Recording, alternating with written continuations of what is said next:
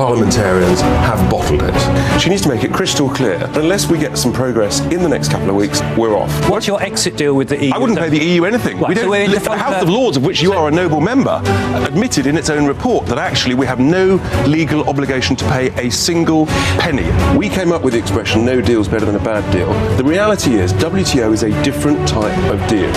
It's not no deal at all. It's how most other nations around the world operate. There's a huge opportunity if we leave without the terrible deal. We can take back control faster, sooner, and we can give much more certainty to business. Please welcome to the stage, Richard Tice.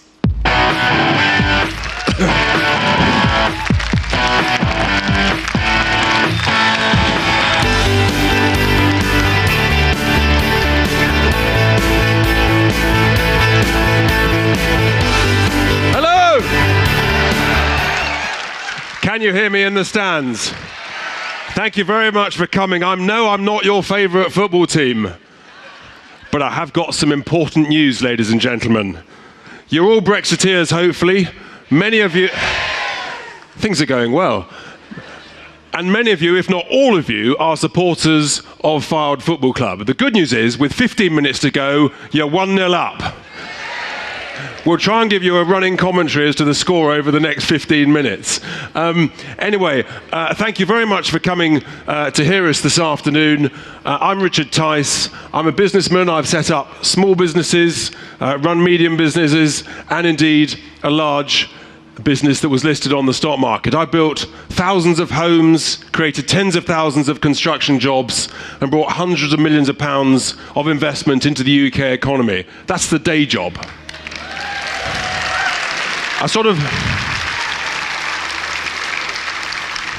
And rightly or wrongly, and we all make mistakes, but I was only ever, until recently, a member of the Conservative Party. I know. I'm sorry. As I said, we all make mistakes. Until I accepted the invitation to be chairman of the new Brexit Party. Because frankly, and you'll see it from the high quality of speakers who are all candidates to be elected to the European Parliament, you'll see there are so many of us who've just said enough's enough. We cannot let this utter shambles, the way our country is run, continue any longer. The truth is, ladies and gentlemen, we have been utterly humiliated as a country and a great nation. Our Prime Minister has written not one, but 2 begging letters in the space of a fortnight, asking overseas leaders and institutions as to how we should run and govern our country and our economy. And it's absolutely ludicrous. We've been humiliated by incompetent leadership, incapable negotiators, and frankly, MPs that want to do dirty, dodgy, backroom deals with each other because they're so worried about the threat that the new Brexit Party is going to put on UK politics.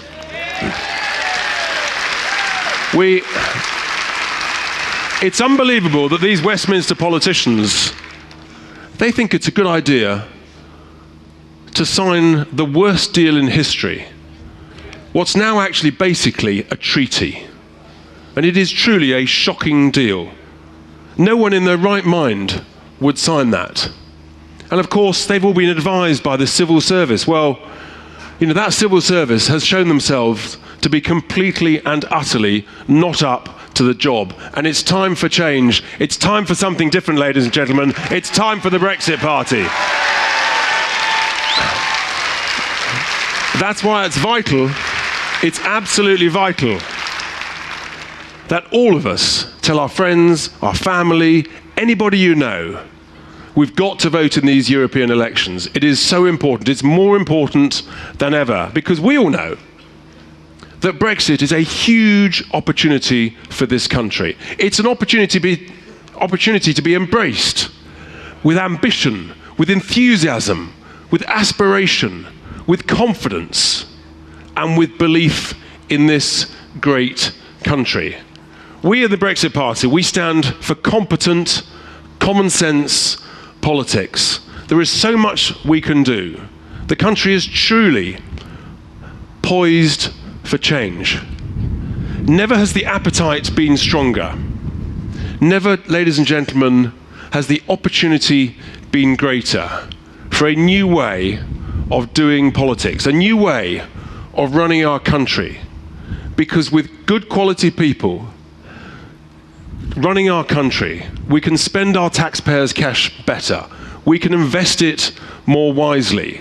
We can make smarter decisions that will mean that actually we get the infrastructure and the public services that we truly want and that we deserve. So I say to you, ladies and gentlemen, before we welcome the first of our speakers, let's restore trust in democracy in this country, because what they've done over the last, unbelievably, nearly 3 years is relentlessly, they have started to destroy the very most important foundation, democracy. And you'll hear about this later. So, we're going to send a very clear message to Westminster from all over the country in these European elections. We're going to win, and we need to win big.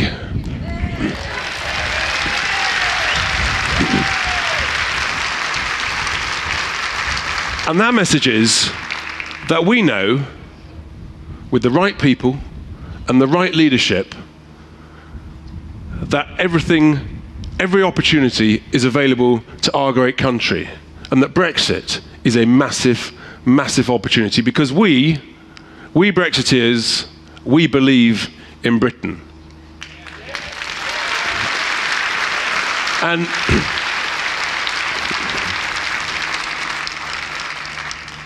our candidates for the Northwest region of the European elections are a fantastic bunch. We're going to hear from them shortly. The first one is an author. He's a TV commentator. He originally trained as a GP, so he knows about what's going on in the health service. He was actually, believe it or not, to those of you who remember John Craven and Newsround, okay, I admit it too, I remember as well. Wasn't it fantastic? So our first speaker, David Boyle, he actually was the first health commentator for children on Newsround just a few years ago. So let's welcome to the stage, David Bull. Please welcome to the stage, David Bull.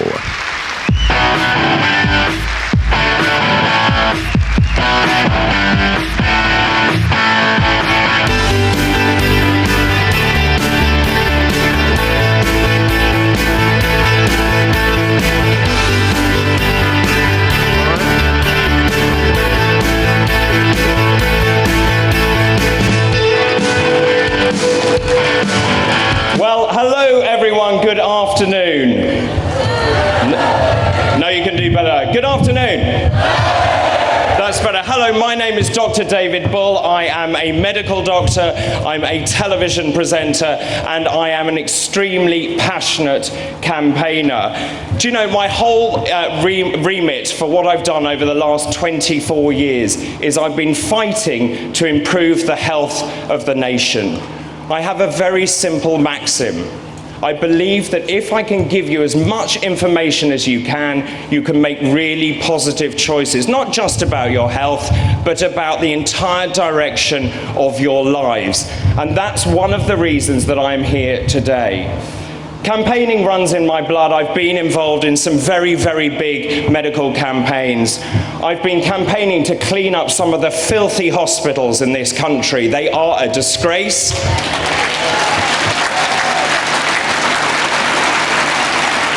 I've been campaigning so that now every single child that is born in Britain is now screened for the life-threatening condition cystic fibrosis.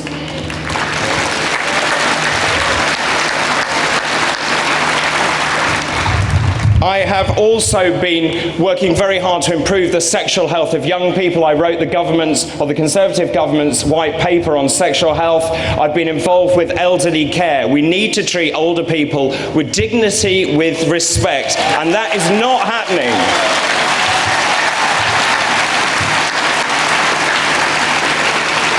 And I want every single child in a state school in Britain to have at least one hot meal a day. Children are not being fed properly, and if they're not being fed properly, they cannot concentrate at school. But those are really important campaigns, but this campaign is the biggest campaign of my life, because I am here because I believe we need to fight to respect the will of the British people.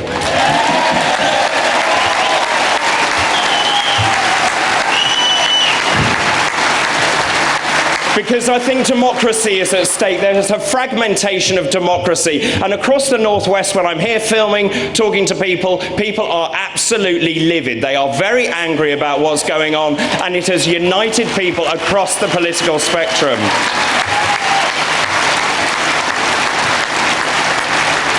People say to me all the time, my friends who are Remainers say, well, you didn't know what you were voting for. Well, we did. We did. We knew we were leaving the EU, the single market and the customs union. It was very clear, and everyone said they would respect the result of that referendum. So, we had the vote. It was amazing. The biggest democratic vote in the history of Britain. 17.4 million people voted. 3.5 million people in the Northwest. Nearly 60% here in Fylde actually voted to leave. And we thought we were leaving.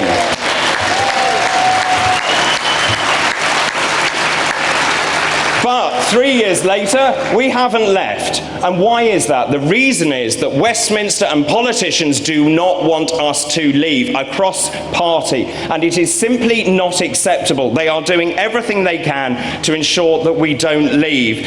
Theresa May has taken her deal back 3 times. After last night's local elections, she will be determined to get it back a 4th time. Now, I can tell her as a doctor, the definition of insanity is doing the same thing time and time again and expecting a different result. So, Mrs. May, Dr. Bull is going to get his prescription pad out because you need some medication. I just very quickly want to say something about medicine. Lots of people are throwing around loads of lies and dishonesty and untruths about medicine. We are told the NHS, if we go to a WTO Brexit, the whole of the health system will collapse. There will be no drugs available. There will be no antibiotics. We are going to get the bubonic plague and all our limbs will drop off. This is what we are being told, and it is nonsense and it is dangerous.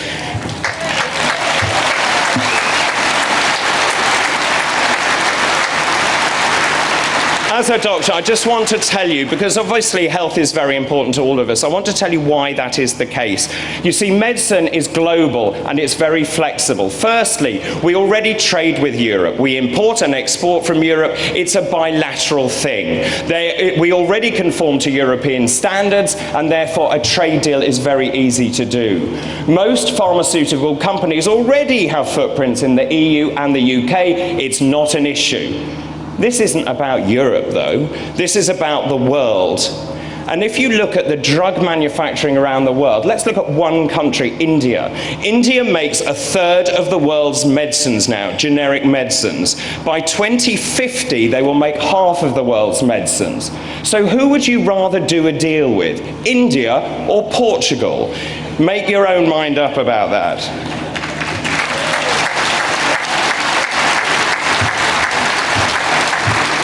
And if the EU doesn't want to sell drugs to us, we will go elsewhere. The United States has an abundant supply of drugs. We can import biosimilars and insulin and all sorts of other things because they're refrigerated. It is not an issue. Your health is not at stake if we leave with a clean WTO Brexit.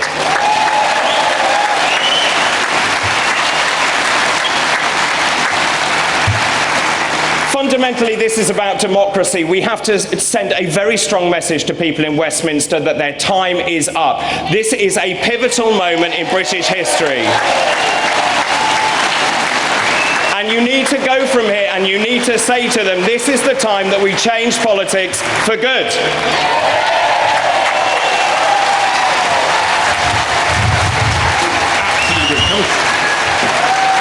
Isn't it great? David Bull, ladies and gentlemen, he's a star.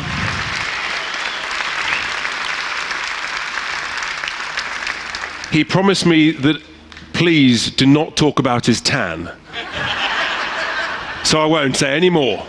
But I appreciate it's a bit chilly and we need a bit of audience participation. So, ladies and gentlemen, do we believe in Brexit? When do we want it? I can't hear you. When do we want it? Thank you very much. And you what's that?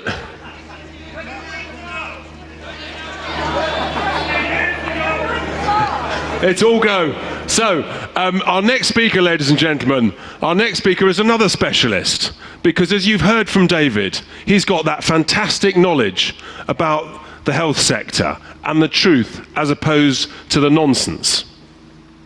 But our next speaker is from the world of law. She's a very senior commercial lawyer. Indeed, her whole family, this is quite extraordinary, it's probably globally unique. Her two parents are both judges. And she has 5 siblings. And all 6 of the children are lawyers. So she is not to be messed with. You can imagine the discussions around the kitchen table, can't you? So she works for pharmaceutical companies. It's fantastic to have her with her. And again, it just shows the quality of the people that we've got as candidates who are prepared to put their head above the parapet with all the grief and the angst and the garbage on social media. But, you know, it's fantastic that Elizabeth here is prepared to stand as a candidate for the Northwest. So please give a very warm welcome, Elizabeth Babade. Please welcome to the stage, Elizabeth Babade.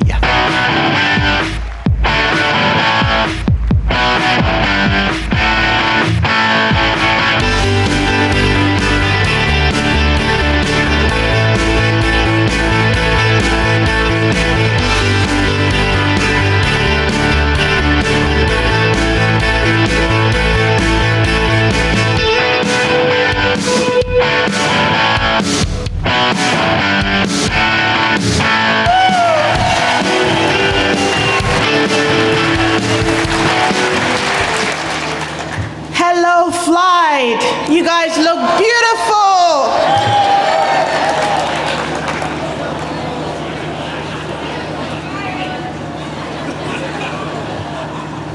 Sorry to change the mood. I want you to imagine with me a prison. A comfortable, luxurious, international prison.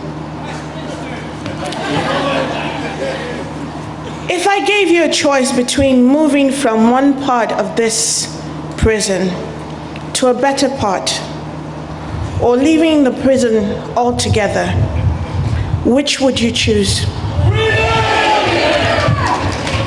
The Remainers would argue that generations unborn deserve the right to experience the freedom from moving from one cell of the prison to another without restrictions, no visas. We're here to present a better option, leaving the prison with its super exotic cells. The Brexit Party is about our right to leave prison. We want to leave.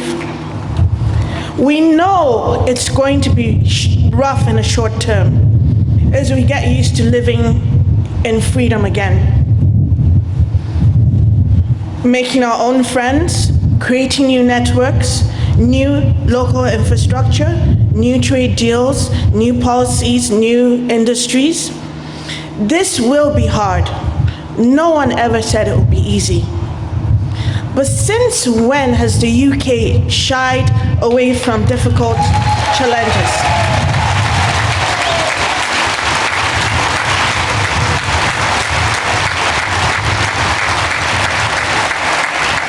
Never. What the Remainers will fail to tell you is that the current EU membership is unsustainable in the long term. In the short term, staying in the EU looks very sexy. No visas, We get to travel the continent, drink Prosecco, do some wine tasting, speak French, German, Spanish. Think of all the wonderful things about Europe. And there are many. Let's face it, Europe is amazing. Amazing countries, amazing cultures, amazing people. We don't have a problem with Europe. It's the EU we have a problem with.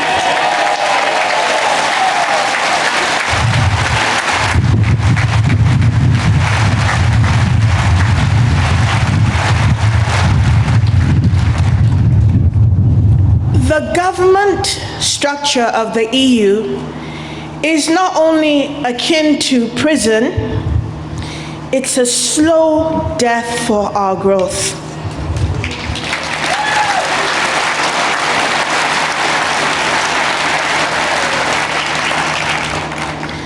For the EU to grow, the UK, the nation state we know as the United Kingdom, must gradually fade away. That's just it. In 46 years of European Community's membership, the UK has morphed from being an industrial nation to becoming a consumer nation. We don't even feed ourselves. Most of our food is imported. No country can grow like this. We are growing other economies at the expense of our own.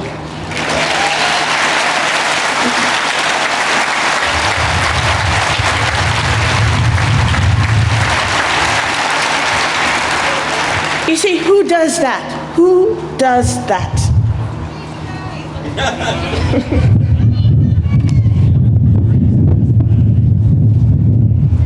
The reality is that consumer nations never grow.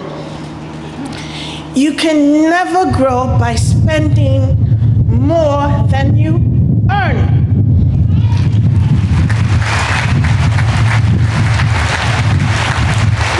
This is common sense. 80% of our local businesses do zero business with the EU. Yet they are 100% regulated by the EU.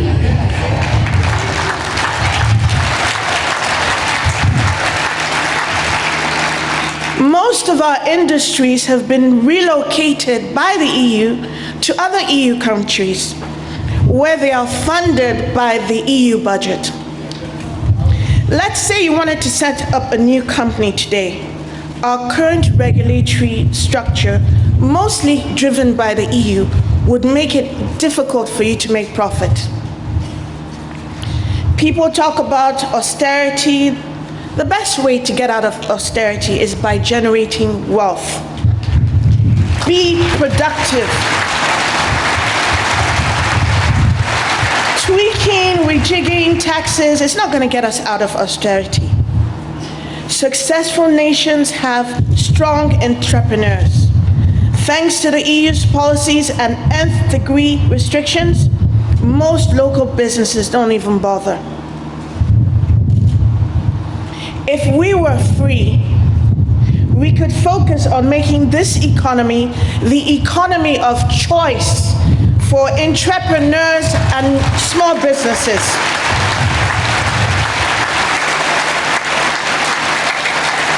We could set up technology hubs that could compete with Silicon Valley rather than being an importer of technology. I want you, dare to dream with me. Envisage a new UK. But before we can get that new UK, we need to leave the prison.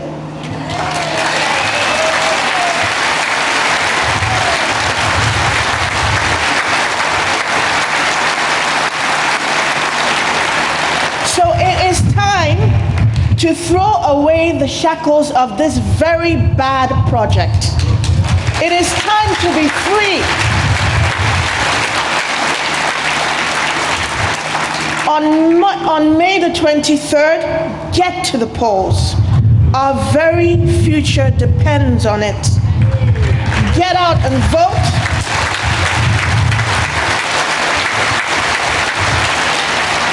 If you've never voted before, vote this one time. If this is the only time you're ever going to vote again, come out and vote. I know a lot of you are tired. You should be. But this one time, come out and vote.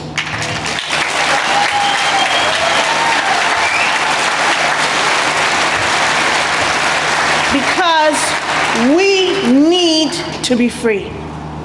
Thank you, everyone. Brilliant. Well done. Isn't she great? Give her a big hand. Brave, courageous, and a fantastic speaker. And what a great analogy about the prison. So to our next speaker, ladies and gentlemen, from the world of business. He's an entrepreneur. He's been incredibly successful. And again, he's had the courage to say, actually, I've got to get involved. The country deserves to be run better by people who know what they're talking about. An entrepreneur in the world of technology and the world of property. Please welcome to the stage, Ajay Jagota. Please welcome to the stage, Ajay Jagota.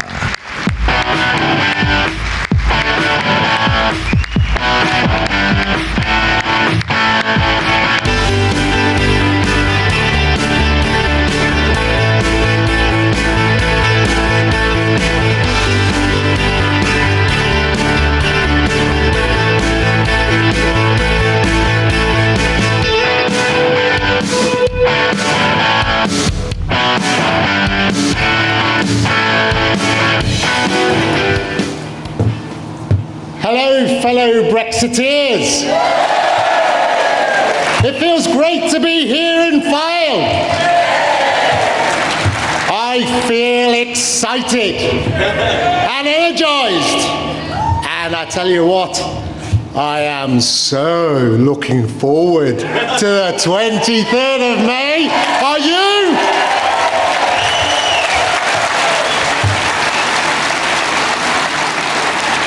But firstly, let me thank you, all of you, for the fantastic support you have shown all of the candidates.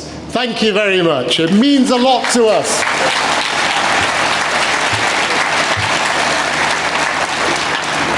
So my name is Ajay Jagota. I've created businesses in various sectors over the past 25 years. My parents came to Britain from India in the 50s. Thank you. I come from a working class family, like many of us. My mother worked in a factory. My father working as a coal miner for 40 years.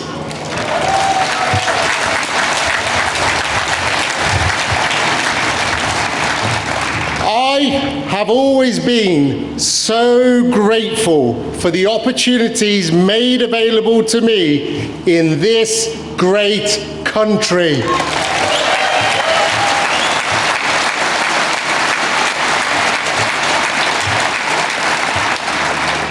Both my parents are lifelong Labour supporters. So imagine though, their surprise when their only son joined the Conservative Party. And then imagine the shock when I was elected chairman of my local association. Yes, indeed. You can imagine some of the interesting conversations and debates we had around the dinner table. But friends, in January, I resigned.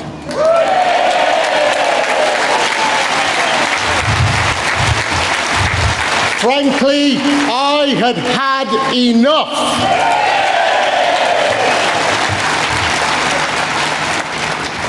Why had I come to this conclusion, you may ask?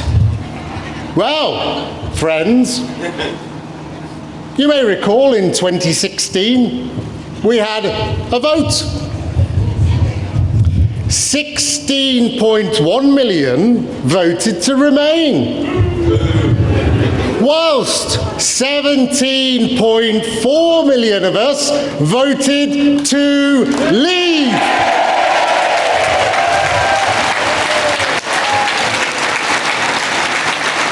"242 constituencies across this great nation voted to remain, whilst 406 voted to leave.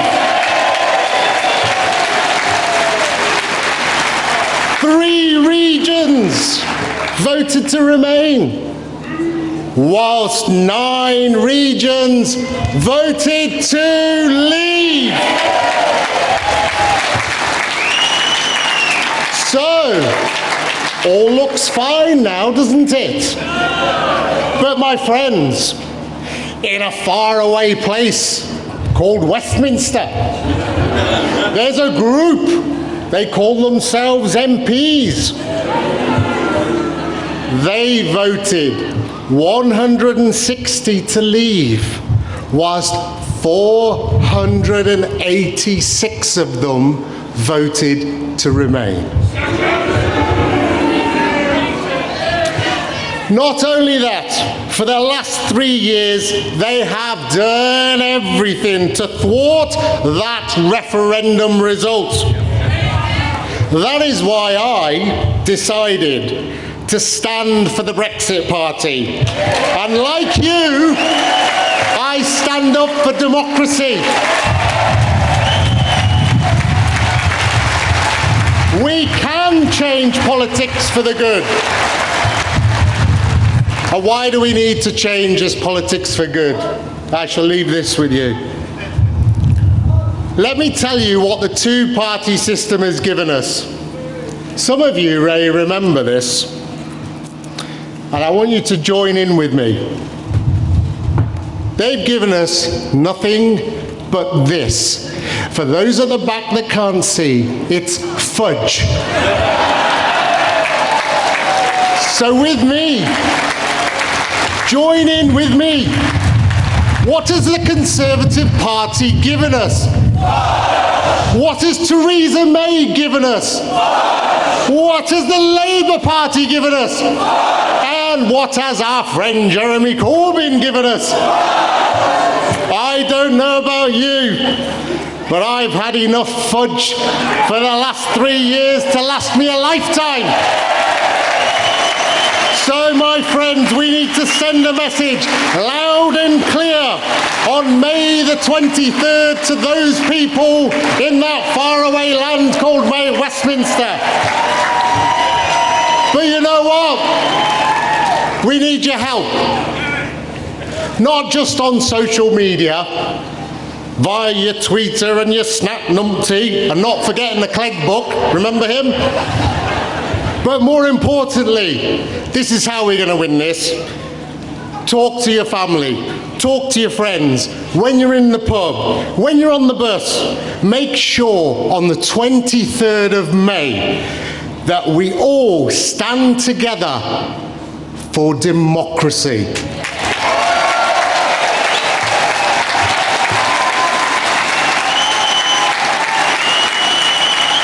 Remember, come the 23rd of May, there's only one party in town. It's the Brexit Party. Thank you. Brilliant. Well done. Isn't it great, ladies and gentlemen? AJ. Now, I've got lots of good news. The most important news, final score, 1-0. That's fantastic. In all the excitement of thinking about football scores and my concern as to how my club, Liverpool, will do this evening, I know. All right. I nearly forgot our launch video. when we launched the Brexit Party just 5 weeks ago. So hopefully, if the technology works, just have a look at the screen and the launch video before we welcome our next speaker. We have been betrayed. That is why I set up the Brexit Party. It's why we're going to fight the European elections on May the 23rd. And that is just the beginning of what is needed in this country. Democracy is under threat. And when politicians fail to deliver, there must be consequences. I was too young to vote in 2016, but now I support the Brexit Party because I believe in delivering on democracy. It's time to recognise that actually we are an incredible nation. This isn't about left or right. It's about standing up for our right to be heard.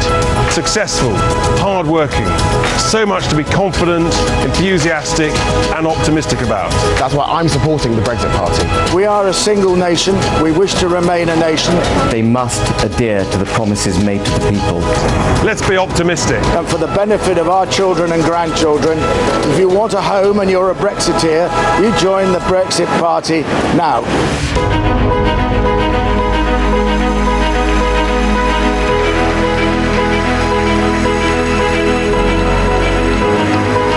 We can do so much better than currently we're getting from our members of parliament. We want to be an independent, self-governing nation, making its own laws, controlling its own borders, and being proud of who we are as a people. Join us, help us, support us, do what you can for us. We need change in this country, and we need it now. Britain needs the Brexit Party, and the Brexit Party needs you. More from our friend Nigel later, but our next speaker, ladies and gentlemen, also needs little introduction. She's had a very distinguished and indeed varied career. The first phase, what I call the warm-up phase of her career, was to be a Member of Parliament for 23 years for some party that we no longer like to talk about. She then saw the light and became a TV celebrity. She taught some of us, myself included, how to dance when she went on Strictly Come Dancing. And then she went on Celebrity Big Brother. She's a true star, an absolute patriot. Before we welcome Anne to the stage, let's just see her on the video. We are in a complete mess. We've got the worst Prime Minister since Anthony Eden. We've got the worst leader of the opposition in the entire history of the Labour Party. And we've got the worst Parliament since Oliver Cromwell. And with that combination, we are actually engaged in the most important international negotiations for 50 years. No, let me finish this sentence, Adam, then over to you. There's a growing disengagement between the people and Parliament. And what I want is an overwhelming Brexit victory on May the 23rd. That's what I want. Please welcome to the stage, Ann Widdecombe.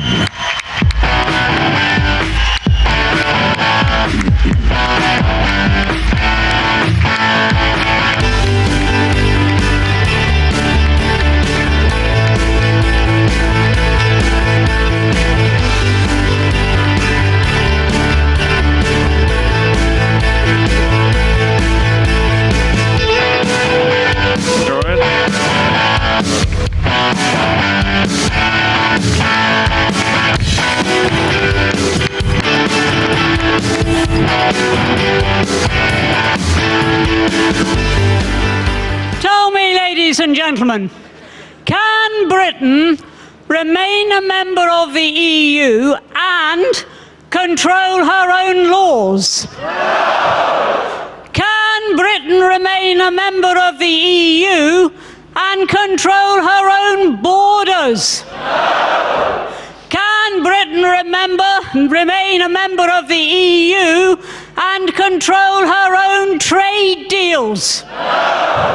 And can Britain remain a member of the EU and be governed by her own democratically elected government?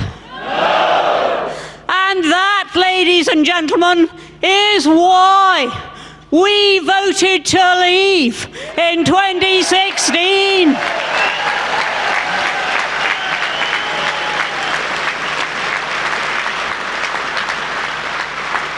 And when those patronising nincompoops say during their dinner parties. Oh, poor things. They didn't know what they were voting for. That was what we were voting for Britain to become a sovereign state.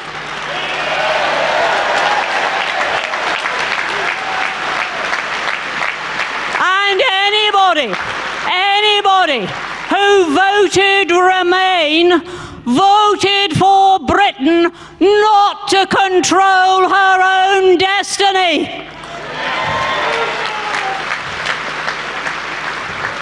What sort of Britain wants that for their country? So that is our answer. Now, it isn't only the people who voted Remain, it's the people in Parliament. Supposedly the mother of parliaments, which is behaving like a nursery.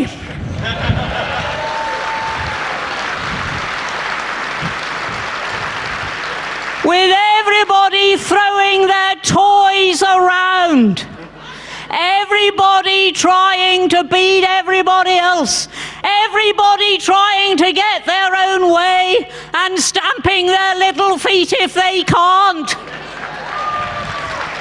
And yet, what is at stake? What is at stake here?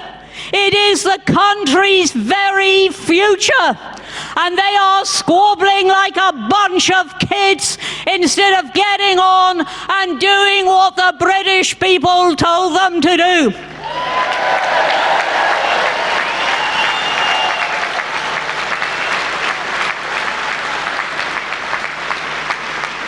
Well, I have one very simple message for them. Either Britain leaves or they leave.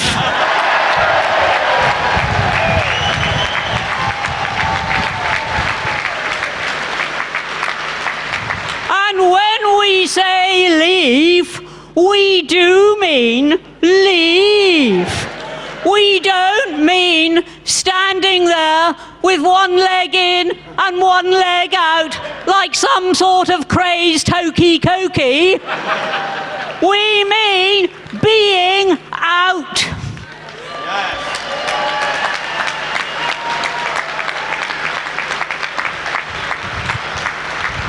Now, this country sent its political class last night one heck of a message. And they have a choice. They can listen to that message, or they can do what I fear they may do, which is cobble together a deal that actually means being in all but name. If we are in the single market, we have not left. If we are in a customs union, we have not left. And what we voted to do was to leave. And that is what we expect any deal to accomplish. No more obedience to their laws. No more slavery to their rules. No more having to accept whoever wants to come across our borders just because the EU says so.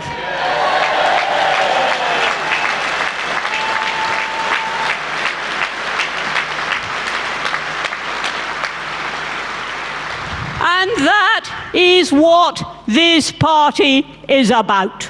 And if they don't deliver us what we voted for in 2016, then come the next general election, the Brexit party will take over Westminster.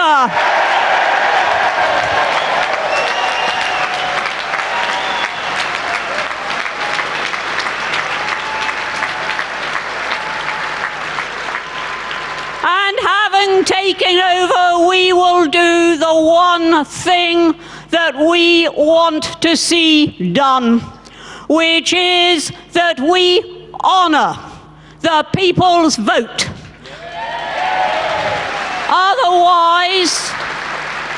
Otherwise, what is the point in voting? If government, and opposition for that matter, are simply going to ignore the results of a vote, why bother? So we will show them that we will ensure that they will not ignore the results of any vote, let alone a vote on a record turnout, a vote which produced a clear majority.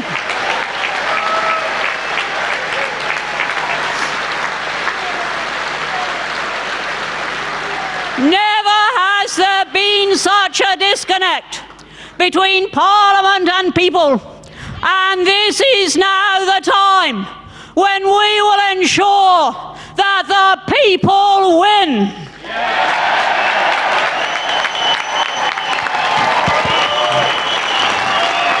Isn't she great?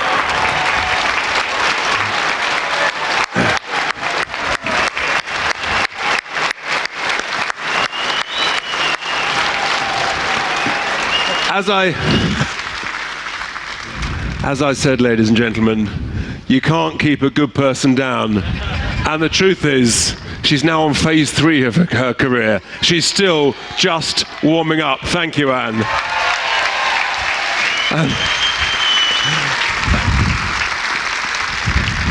And so to our next speaker, again, another entrepreneur who understands about negotiation. He understands about taking sensible risk, employing people, investing.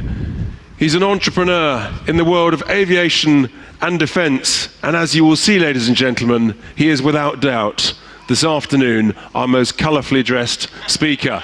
Please welcome to the stage Gary Harvey. Please welcome to the stage Gary Harvey.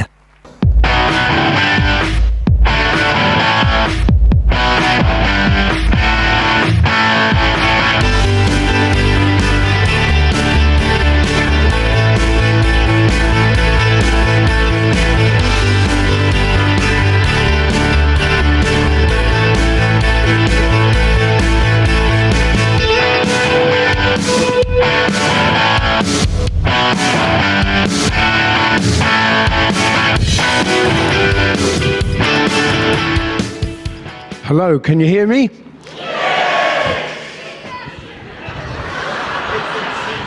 You can see me. Good, good. I want to leave an impression. Okay, you've probably already detected from my accent that I'm not from the northwest. You've probably got a couple of questions already. One of them is, why am I dressed like I am? Do we have any football supporters in here? Whose colours are these? Norwich. Whose? Norwich. Norwich indeed. Well, hate to disappoint you, that's not my club. This was actually, this is a tribute to my late mother, who was a great Norwich fan. I have to admit that I'm an Ipswich fan. Shame. I feel ashamed.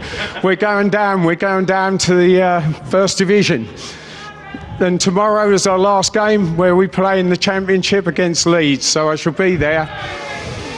We have some Leeds supporters in here. But the reason I'm here is because I care about the Northwest. Now, it may seem very strange that I have a southern accent, and I'm one of those southern softies, I guess you could say. But I'm actually not.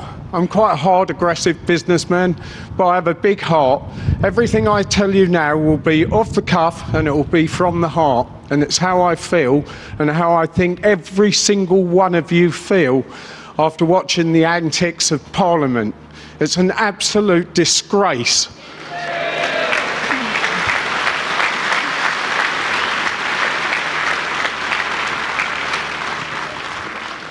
I'll give you a little bit about my background. I come from a very humble background, one of 7 children. 3 of my sisters are nurses. I was actually at a year old, I was in a caravan in a field. I spent a year or two there until the roof started leaking, and Mum and Dad managed to find that we could get a council house. We thought we'd struck gold, as all 7 children lived in that council house, but what a fantastic time we had. I saw everything. I saw Margaret Thatcher give my parents the right to buy their council house.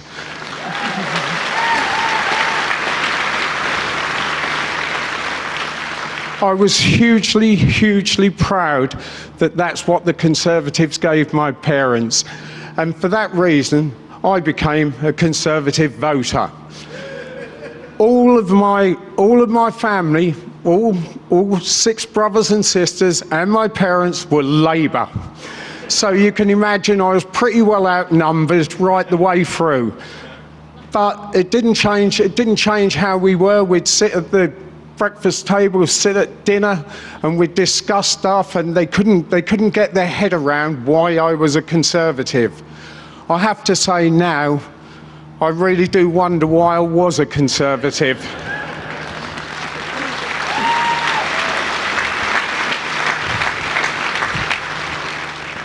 I watched my parents go out religiously to vote. Out they go, down the council estate, hand in hand, wind, rain, sun, whatever the conditions, they made sure they went out and voted. And they went out and voted because they actually believed it meant something, that their vote counted. Okay, I went out and cast a vote the other way to cancel them out. I said, why don't each of us not go? And then just send Dad down out in the rain. But they insisted. They insisted that they would go and vote, and it meant a huge amount to them.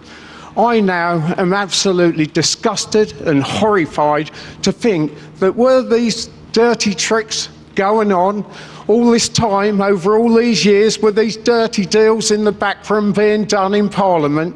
I believe they were. But I think for the first time, they've now been exposed.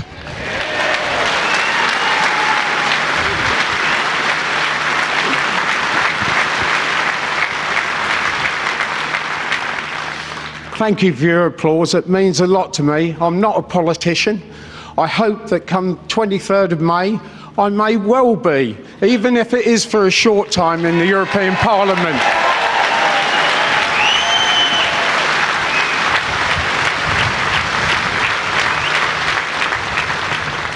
But I'll just get to why I was proud to represent the North West.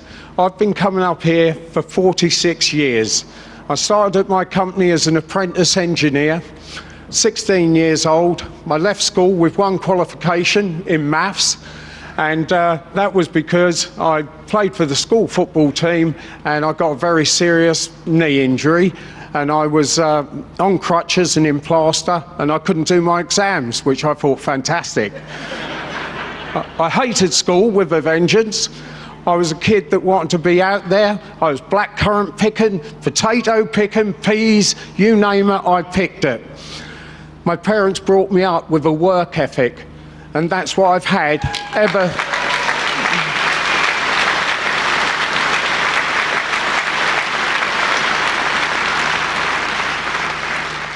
3 paper rounds teaches you a lot. 1 in the morning, 1 in the evening, and a Sunday one where you can't even carry the bag and your shoulders all cut, and it's like, geez. But you have, I'm a real person, like I say, I'm not a politician, but I had to get involved. There was no longer could I stand by and watch and see ordinary people, see my sisters, who I have to say, they all voted Remain. And I've had so many arguments with them.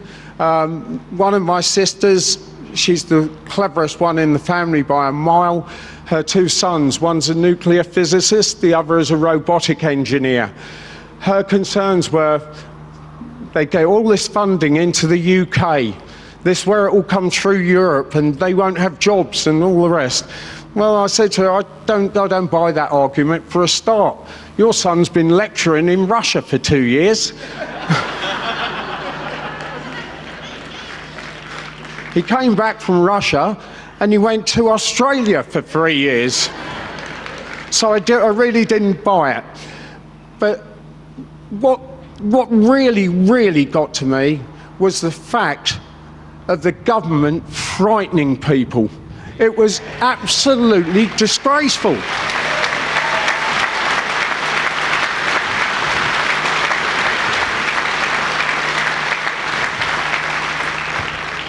It's wrong and it should never be allowed. I witnessed all the things that the whole world was going to end, really, if we Brexited.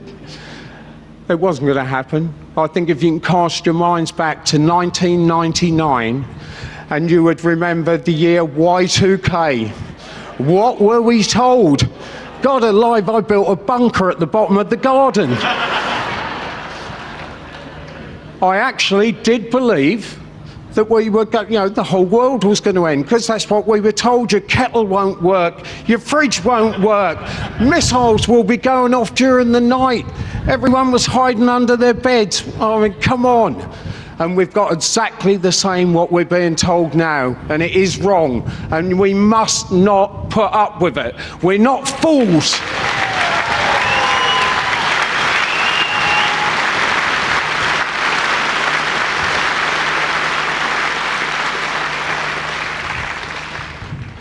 The problem we have is career politicians. They really have not experienced life. I came from the council estate and damn proud of it. I've done deals around the world. In fact, 6 weeks ago, I was in America. If I'd have listened to Mr. Obama, I would never have even gone over there. But you know what? They welcome you in America, but they are absolutely dumbfounded over how have you got to this situation you're in now? How have you got there? I'm also with an Australian guy who's going to be meeting me next week in California. And he's already been messaging me. He's sitting at a bar in California saying, "Where's my wingman?" And I said, "Well, I've got some important things to do. I'll talk to you about it when I get over there."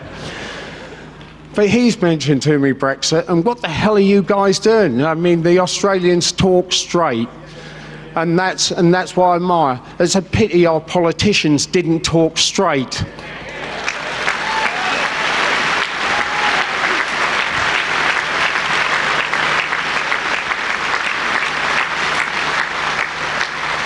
So all you ladies and gentlemen, boys, girls, I can assure you there is absolutely nothing to worry about when we Brexit. I hope you do, because I did, before the referendum, my companies were asked to actually go down and just tell them what I felt and how the company felt about it. A lot of people were running scared. David Cameron was terrifying people with what he was saying, and it wasn't acceptable. Now, I went round to all those companies and I promised them this, and at the time about 450 employees around the country, one actually in the northwest, just outside Manchester in Wilmslow. I have a business. I went round those companies and I told them, you have nothing to fear.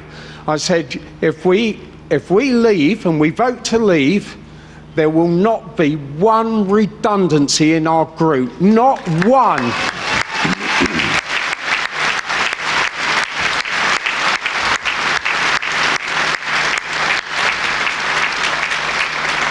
However, I did say, if you choose to remain, it's not in my control how we carry on. So, I've got the nod, I've said enough. I just truly thank you for coming here today. I hope you get out there on the 23rd of May and let's give the government a bloody nose. Thank you, Fylde. Brilliant. Isn't he great?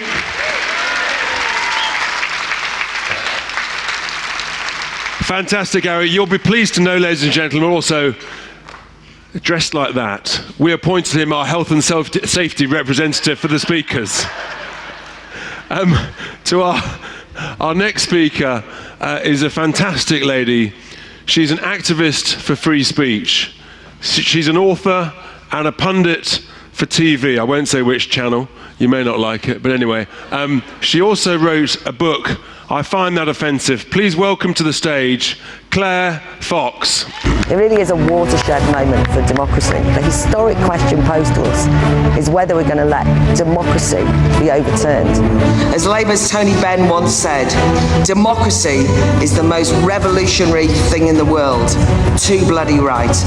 Without it, we are voiceless subjects. With it, we're citizens with the power to change our destinies. Now is the time to take a step forward and to fight for our votes. Every last one of them. Please welcome to the stage, Claire Fox.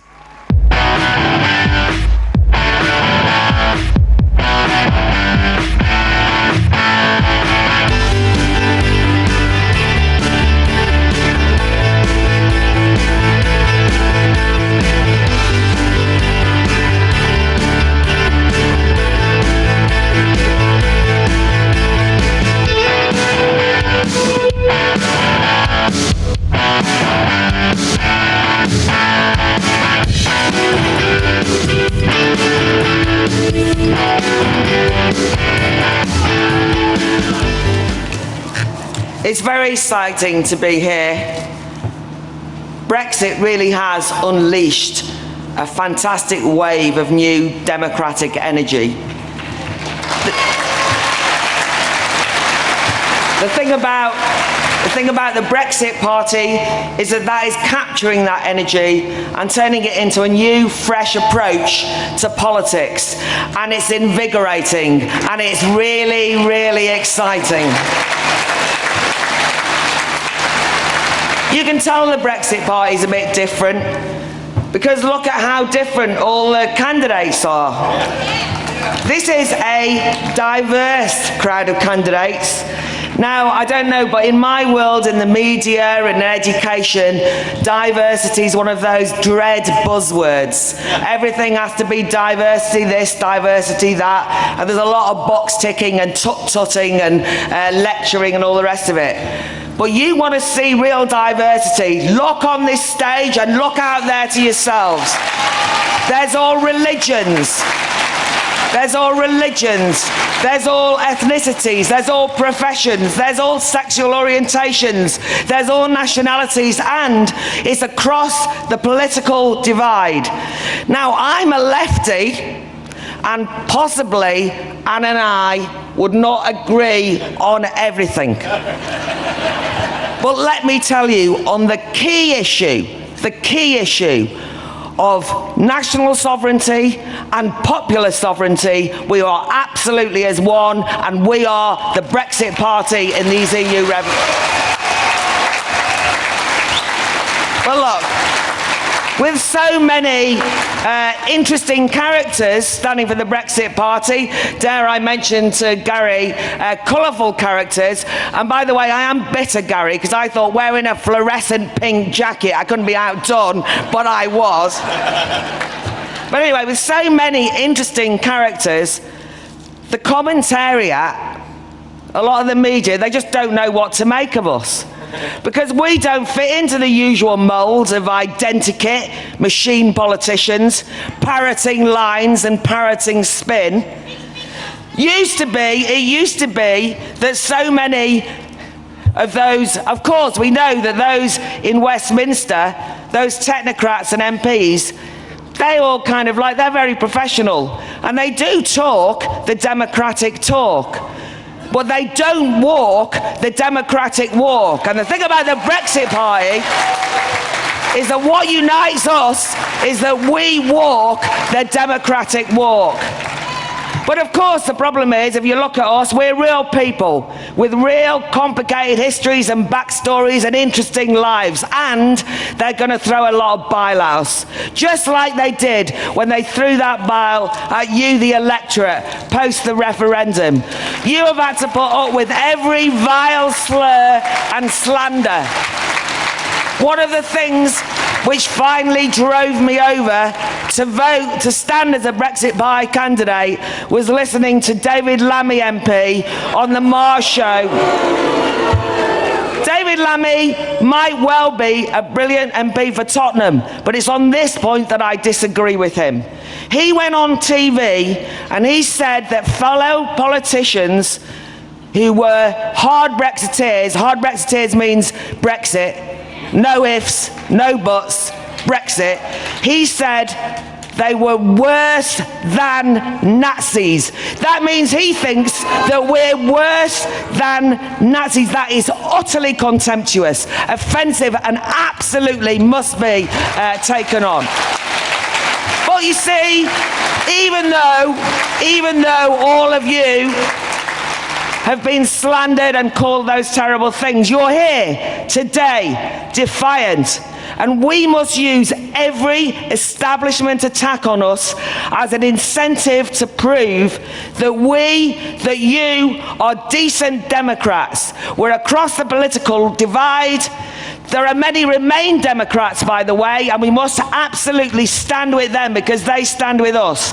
And all of us will not be intimidated by their attempts at slandering us. It is absolutely and utterly humbling to be here. It's genuinely humbling to be here, to see you, that you've come out and that you're prepared to be here. I found the whole of the campaign since the referendum to be exactly humbling, but it's also invigorating. But I'll tell you, when the political establishment looks out, they aren't either humbled or invigorated when they look at you lot, by the way. They're absolutely scared, aren't they? You see, let's be honest, our political elite are not used to having to look the electorate in the eye. They're not used to having to explain anything to us or be accountable to us. They don't hardly know us. They have forgotten the political art of listening to us, their masters. They are our servants, but instead they've spent years bubble wrapped in their echo chambers in Westminster and Brussels, talking to themselves, making decisions on our behalf because they think they're better than us. And we're here to say different and remind them that they work for us. Just occasionally, and to give him credit, politicians do go out and meet big crowds. I remember, I don't know if you do, when Jeremy Corbyn, went and spoke, be fair, no sectarianism here. Anyway, he went out and he spoke at a massive crowd at Glastonbury. Great excitement. Jon Snow from Channel 4 was there saying he's a new kind of politician, he's talking to the masses. But anyway, at that Glastonbury rally, Corbyn quoted Percy Bysshe Shelley's poem, written in 1819, following the Peterloo massacre. But now, here in the Northwest, with all three Northwest Labour MEPs backing a people's vote, I say they are a disgrace to the left, and a disgrace to the memory of Peterloo, and a disgrace to that Shelley poem. They want to overturn our democratic vote. Those MEPs are insulting the memory of the mill workers and the Democrats who were slain 200 years ago, and they're insulting you by telling you got it wrong and they want to overturn it. So I want to reclaim Peterloo and reclaim Shelley's poem, and that's what I'm going to start with. We can reclaim Peterloo because rank and file, small groups of leavers throughout the country are organising. And in Manchester next week, there is a march for democracy in memory of Peterloo and to fight for democracy today. And I will be speaking, and I commend those of you who've organised that event. But also, let's reclaim the stirring words of Shelley. And I think I might read it worse than Corbyn, but you'll have to forgive me. Rise like lions in unvanquished number. Shake your chains to earth like dew, which in sleep had fallen on you. Ye are many, they or few. And that's right. We are many, they are few, you are lions, and you remain absolutely unvanquished. I stand in solidarity with you. Vote Brexit Party. We will win.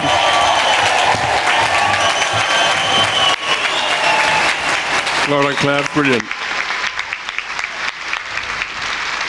Fantastic. As you can tell, another passionate candidate for these European elections. And so to our penultimate candidate, our last candidate here for the North West, who is, his day job is a dentist, but he's also a trade union representative for tens of thousands of dentists. And in his night job, he is a long-standing Eurosceptic. He was part of the Danish No campaign many years ago, campaigning against the European Union. It's fantastic to have him with us here. Please welcome to the stage, Henrik Overgaard-Nielsen. Please welcome to the stage, Henrik Overgaard-Nielsen.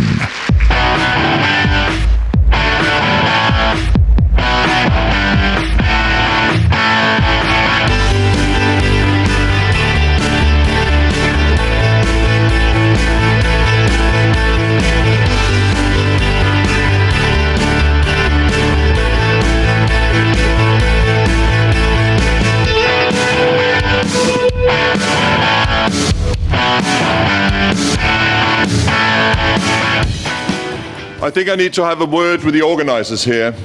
I think we need to change things because we've got a serious colour clash on the last two seats over here. Gary did offer to take me clothes shopping, but I have a feeling I might decline. Good afternoon, everybody. I'm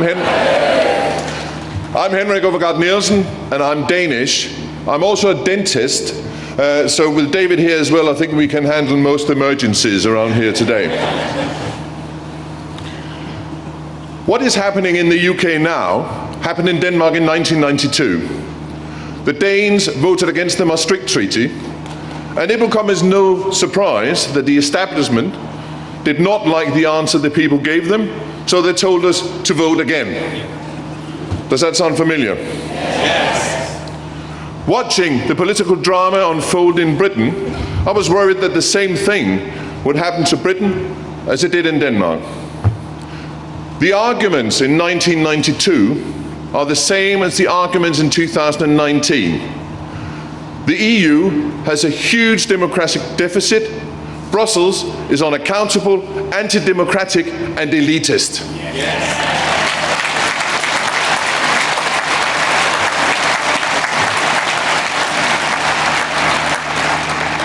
This takes power away from people. A healthy democracy is when you bump into your elected representative in your local corner shop.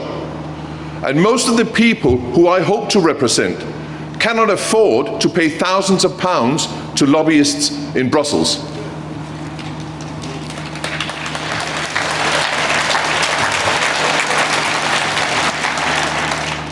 And isn't it a disgrace that the Labour Party is in favour of this?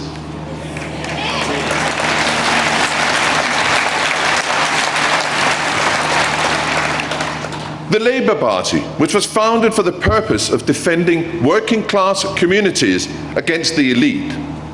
And now we find the Labour Party siding with the establishment and turn its back on those very communities.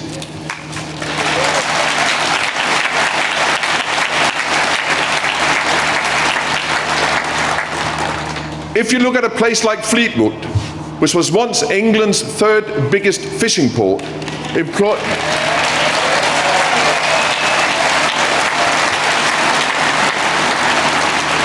Come on, guys, I didn't get to my point yet.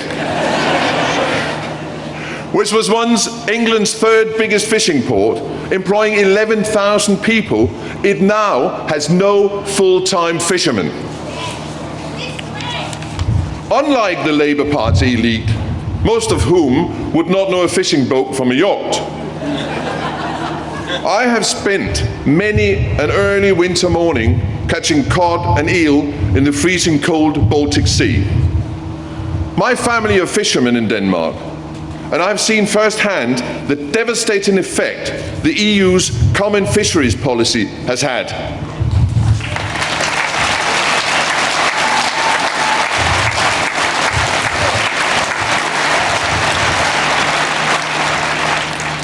What we need is to leave the EU and re-establish a 200-mile exclusive zone where all the fish belongs to us.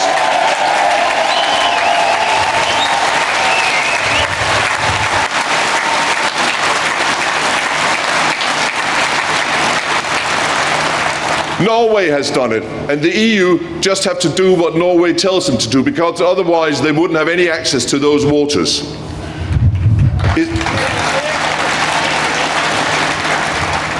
If we establish that zone, that would mean that we could again catch our own fish and be self-sufficient instead of importing over 40% of the fish we eat, as we do at the moment.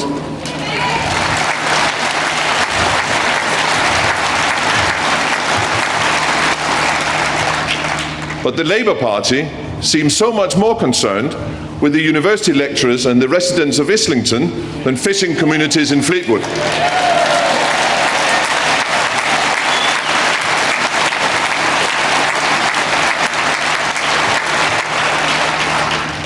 And this is why it is essential for you to vote for the Brexit Party, because it brings together people from all backgrounds and challenges the dangerous stereotype which media outlets like the BBC push.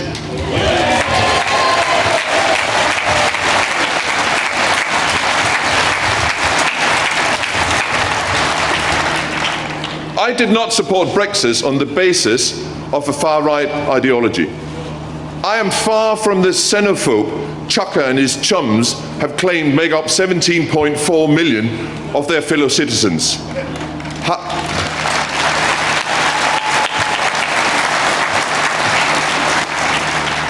How will they marry up the idea of me, a socialist, NHS dentist? I have, in the 20 years I worked as an NHS dentist, never treated a private patient. I'm a trade union representative.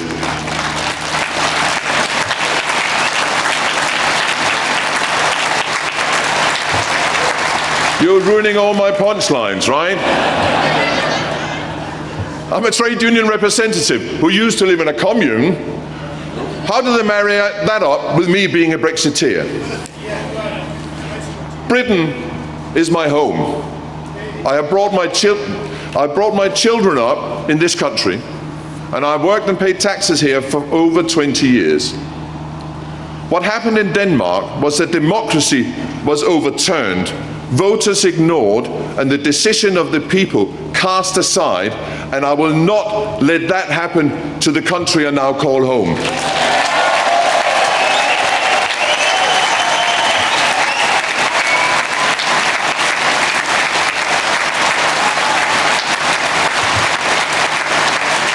The Brexit Party is the way we can stop history repeating itself, and I urge you all to sign up, support and vote for the Brexit Party on the 23rd of May. Thank you very much. Brilliant.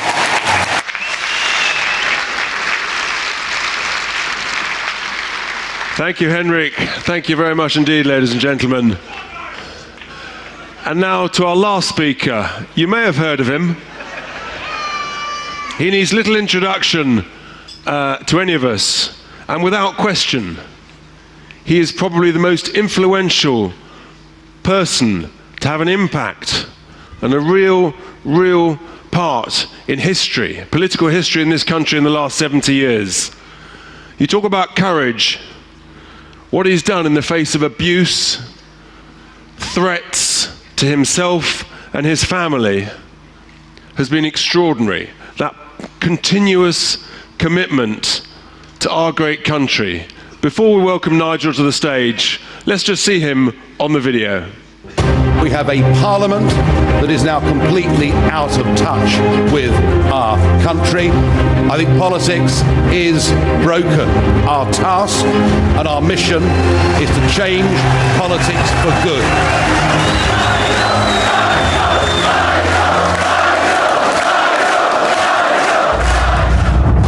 Party has been formed because, very simply, the government and Parliament do not wish to deliver Brexit. We are fighting back. The whole of our politics needs changing.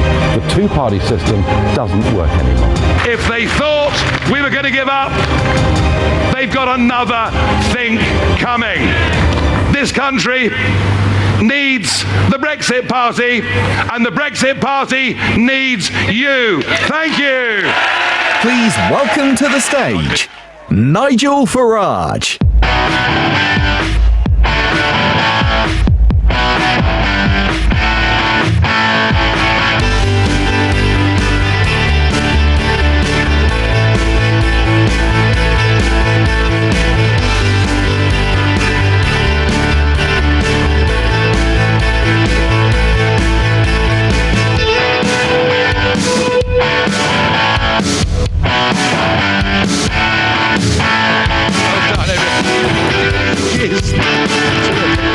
Loved it all. Brilliant. Good afternoon, Fylde.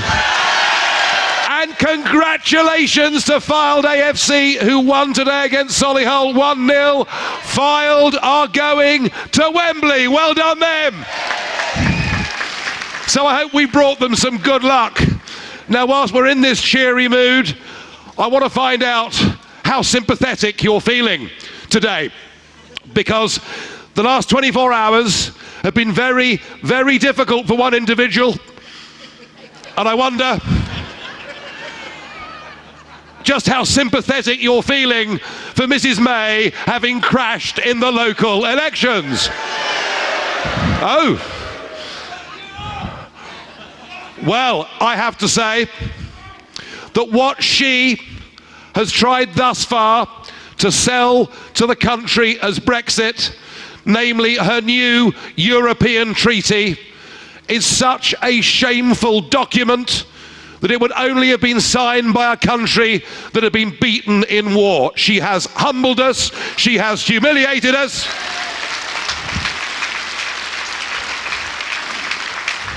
And my view is that if you think Thursday night was difficult for the Prime Minister, well, you ain't seen nothing yet, let me tell you.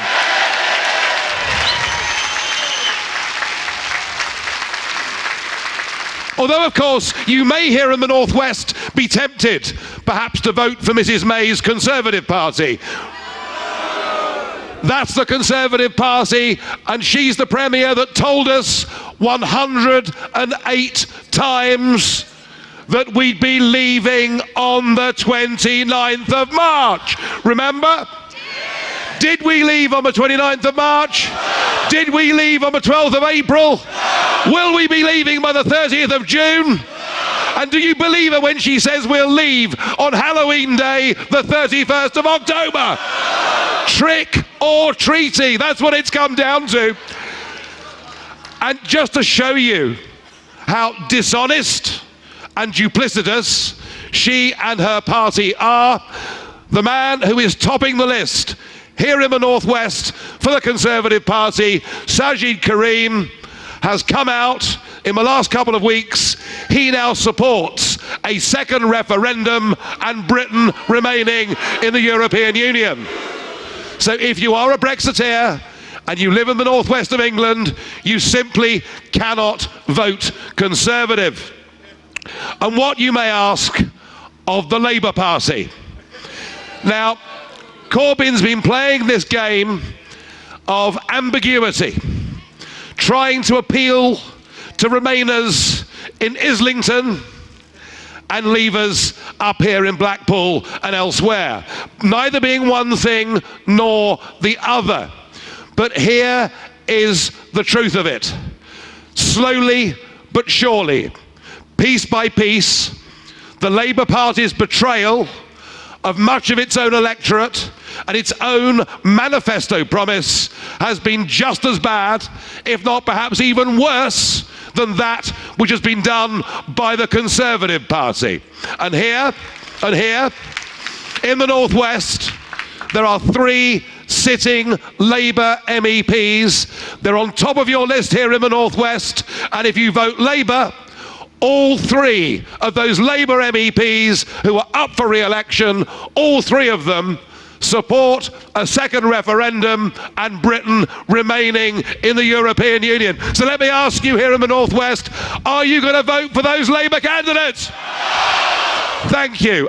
And when you really think about it, you could, I suppose, vote for Chuka Ramuna's party, but I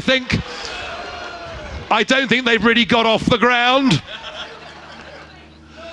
And I suppose, whatever we think of the Liberal Democrats, I guess at least they've been consistent that they want to remain. Lord Adonis, who is now standing, yeah, Lord Who was what I thought a few months ago, but Lord Adonis said, if you're a Labour voter and you're a Brexiteer, don't vote Labour. So you can't vote Labour, you cannot, as a Brexiteer, vote for any of the other parties, but there is one party here in the North West that you can vote for, and I want to say, I think what you've seen and heard this afternoon is an amazing array of talented and brave people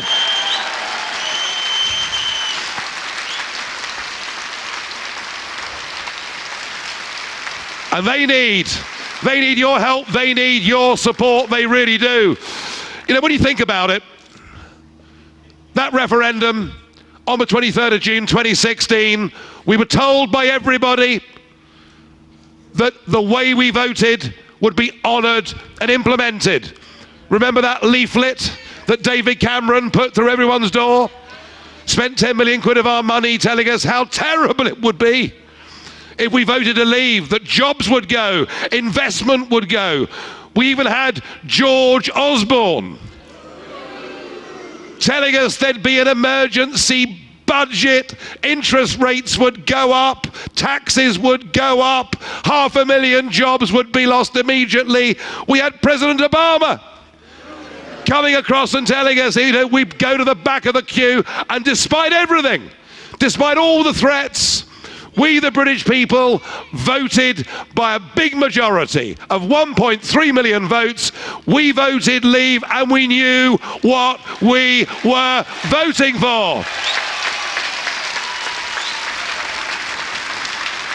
If there's one thing that really drives me mad, it's being told again and again. It's being condescended to, patronised, and being told we didn't know what we were voting for. Well, I think we did know what we were voting for.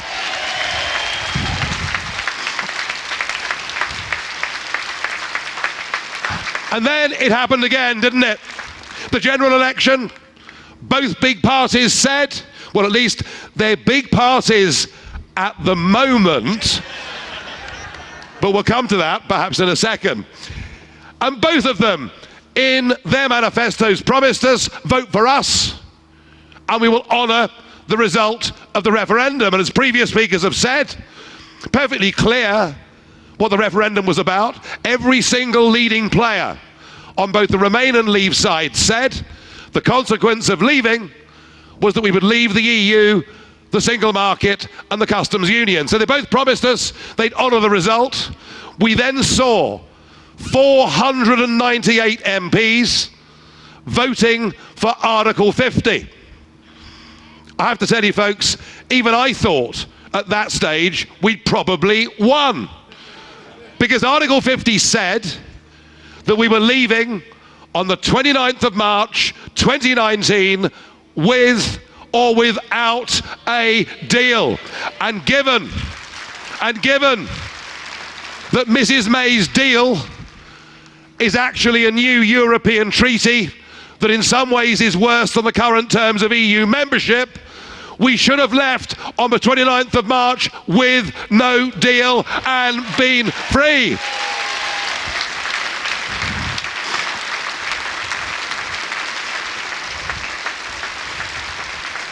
There must be no equivocation about this. We want to be able to make our own laws. We want, as Henrik rightly said, to take back our territorial waters, to bring back tens of thousands of jobs to our fishing communities. We will not have the European Court of Justice telling us what we can and can't do.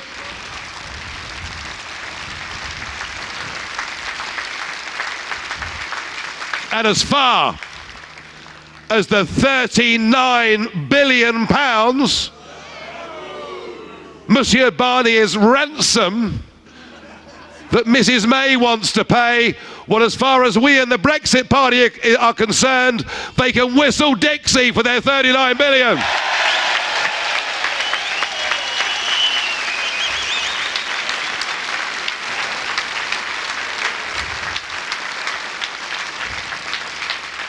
But you know, this is about more than just leaving the European Union. There is something absolutely fundamental at stake here. Can you imagine if in an African country there'd been an election or a referendum that had been overturned?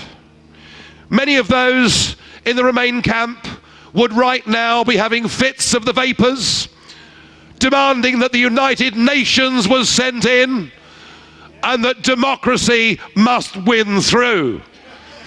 But here in the country that has had a continuous parliament since the 13th century, here in the country that did more than anybody in the world to develop the concept of parliamentary democracy, and then to sell that concept to the post-1945 world with decolonisation, here in the country that has the mother of parliaments.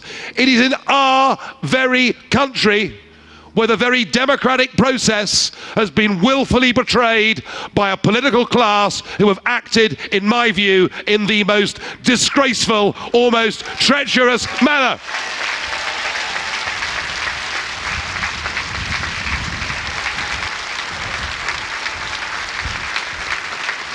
So we are fighting these elections because we're standing up and fighting for the very principle of democracy, for the very principle of self-determination, and for the very thing that those generations that went before us made massive sacrifices to defend.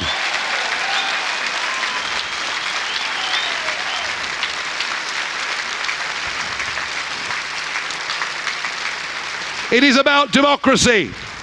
It is about that bond of trust that needs to exist between government and people for a country to operate successfully. It's about how the rest of the world views us.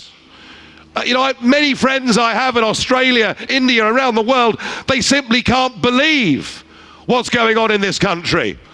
I've got some American friends, I won't name them obviously,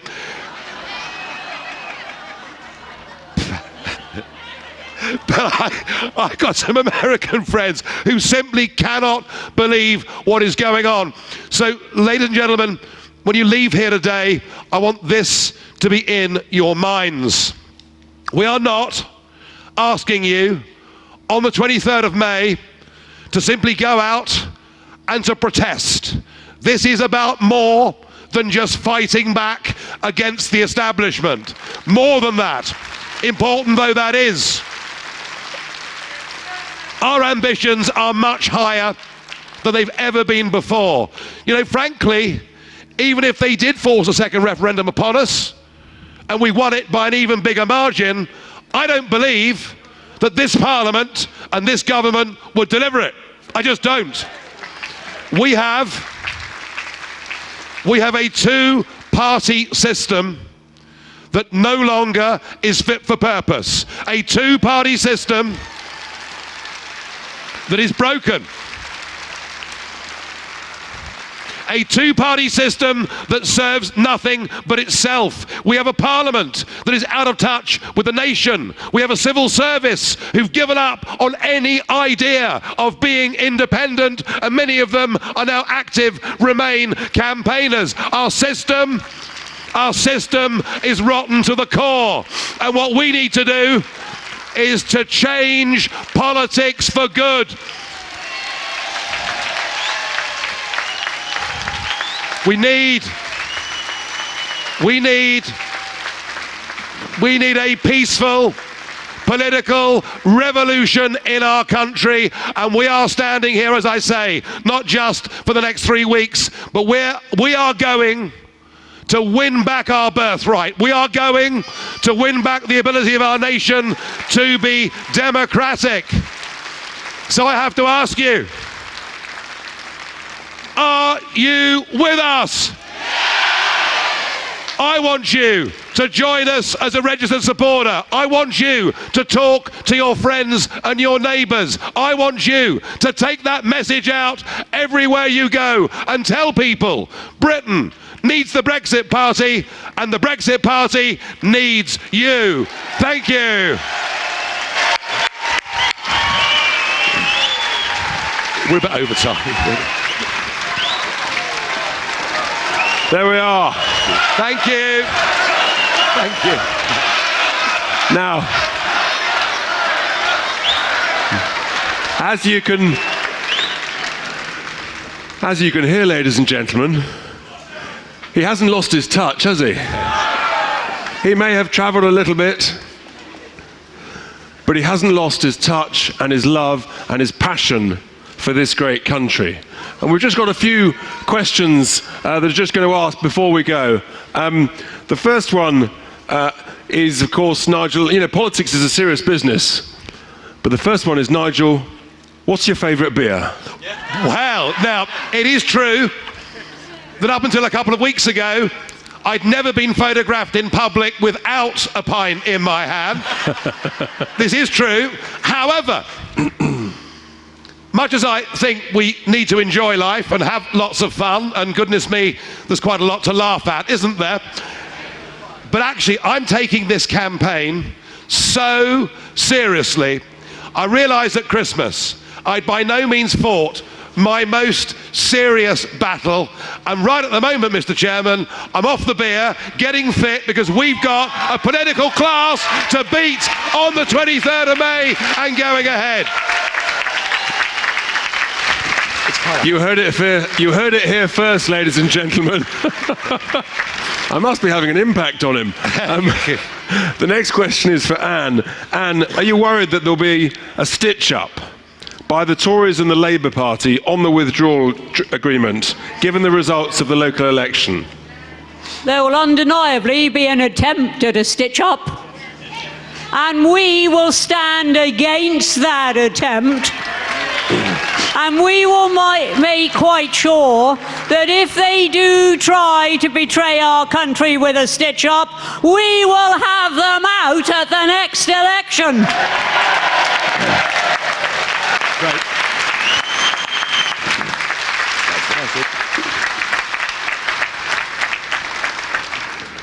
What I love about Anne is that it's always very clear.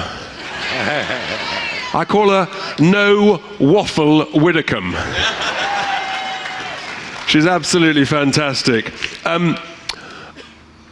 Nigel, one question here from Derek from Blackpool. What can we do to get more young people involved in Brexit?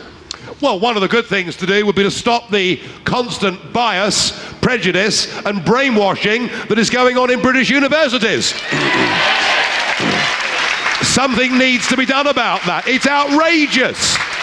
Outrageous that students are marked down, that students are held up to ridicule because they happen to support Brexit. And I think something is rotten in education. We should be teaching young people critical thinking. They should be making up their own minds on things, not being indoctrinated. However, what I have noticed, despite what many parts of the media will tell you, is that increasing a number of young people are coming since the referendum to our side of the argument. There's no question. And it's probably worth mentioning that across the rest of Europe, in Italy and elsewhere, it is the under 40s that are voting for the Eurosceptic movements. And I have to say, I'm encouraged by that, But I have to say, you know, I've worked for a French company, I've married a German woman, I've drunk more Spanish wine than is good for me. I mean, I love Europe, but I want a Europe that trades together, cooperates together, acts as next door neighbours living in a street with each other. Not a Europe run by an unelected bureaucrat called Juncker,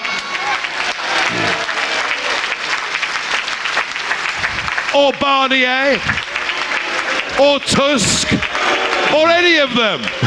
We don't want a European Union. We want a Europe of nation states working, trading together, being friends. Wouldn't that be a better future for us and the whole of Europe?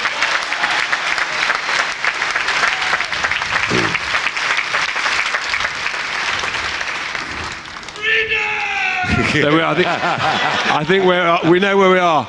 So, ladies and gentlemen, thank you very much indeed. Before we go, let's just have us all on our feet with our placards in the air. Let's get a placard. Yeah, I'll get one. What do we want? Brexit. When do we want it? Now. What do we want? When do we want it? What do we want? And when do we want it? Thank you very much indeed. Have a very safe trip home.